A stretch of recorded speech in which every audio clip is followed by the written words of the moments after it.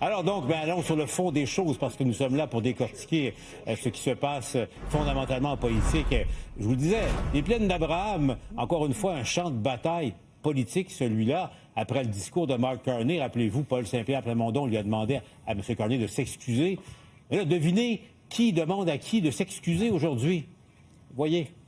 Lorsque, parlant du colonialisme, il a comparé le peuple du Québec comme étant une population dominée, ça nous a beaucoup heurté au Parti libéral du Québec, nous a beaucoup fâchés, et formellement, on demande à Paul Saint-Pierre Plamondon de s'excuser d'avoir comparé les Québécoises et Québécois en tant que peuple comme étant une population d'esclaves et de dominés. S'il prétend vouloir être le prochain premier ministre du Québec à la tête d'un peuple d'esclaves et de dominés, qu'il le dise clairement, sinon qu'il s'excuse, c'est ce qu'on exige.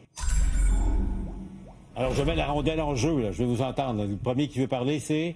Moi, je vais y aller avec plaisir. Parce que, franchement, j'ai l'impression, en voyant M. Tanguay, c'est comme le... Il n'y a pas beaucoup d'attention, donc c'est comme le petit rejet dans le cours d'école qui fait des niaiseries pour se faire entendre un petit peu. Puis il réussit pas vraiment, sinon il a l'air encore plus niaiseux. Sur le fond des choses, que dit PSPP? Il dit une chose simple. Il dit qu'est-ce qui fait qu'un peuple, au fil de l'histoire, peut en venir, une partie de ses élites, accepter l'idée de ne pas se gouverner lui-même. La question de l'esclavage, c'est ça. Là. Qu'est-ce qui fait qu'un peuple en vient à se dire mieux vous me faire gouverner par un autre que me gouverner moi-même?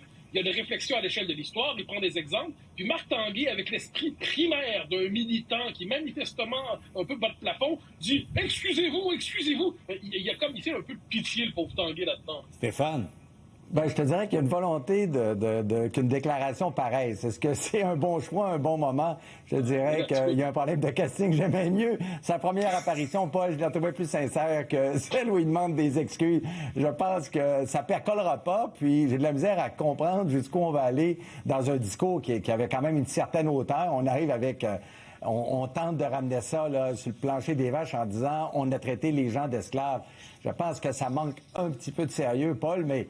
je pense qu'il y a un syndrome libéral actuellement. Là. On n'est pas à la TV, on n'est pas nulle part et il y a une difficulté à ce que le discours soit entendu. Puis j'ai l'impression que les prochaines semaines aideront pas. De là à sortir une demande d'offrir des excuses dans un contexte comme on connaît, je pense que c'est plutôt mal choisi, Paul. Rodolphe, on voit à l'écran la réaction, j'allais dire presque immédiate du chef du Parti québécois. Lui, il est déjà dans le camp du oui et du non, là, Rodolphe.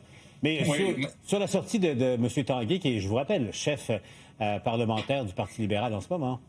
Bon, écoutez, là, ils sont 0-2, les libéraux. Là, ça veut dire le clip avec les lunettes, c'est 0. Le truc sur l'esclavage, c'est 0 aussi. S'ils voulaient sortir vraiment de façon sincère, ils seraient sortis hier après le discours et non pas mardi. Et encore une fois, pourquoi Paul Saint-Pierre Plamondon répond encore? Ça veut dire que t'as pas besoin non plus de répondre, là, parce qu'après, sinon, ça veut dire quoi? Ils vont encore répondre au tweet au bout d'un moment. Là, Mark Carney s'est pas excusé. Le Parti libéral, exactement comme Mathieu veut dire, essaie d'exister. Alors, soit tu essaies d'exister avec un clip de médias sociaux avec tes Reban et For Sure, ou j'essaie d'exister en sortant une phrase comme ça hors du contexte. Au bout d'un moment, là, je pense qu'on en fait mal aux mouches.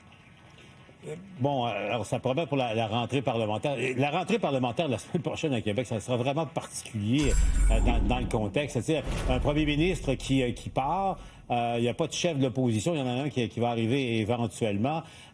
Course au leadership en même temps. Mathieu, j'ai vraiment vu une situation pareille à quelques mois des élections. Là. Mais c'est ce que tu disais en tout début de l'émission, c'est-à-dire une forme de changement d'époque dans la politique québécoise.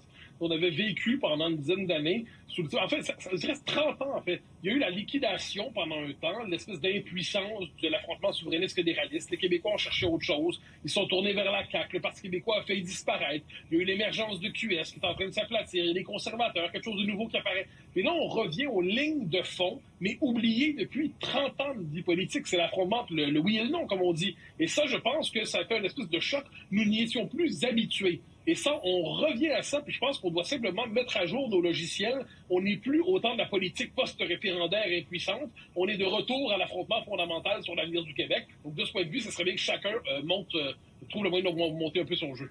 Rodolphe, c'est quoi, ça? Moi, je pense juste l'effet Trump, là. Ça veut dire à Ottawa, il n'y aurait pas eu Carney, il n'y aurait pas eu Trump, il n'y aurait pas eu Carney. Ça aurait été l'usure du pouvoir normal des libéraux. Puis au Québec, encore une fois, normalement, on se dirait, l'usure de la CAQ. Mais là, tous les chiquiers viennent changer parce qu'il y a aussi cette anxiété par rapport à M. Trump.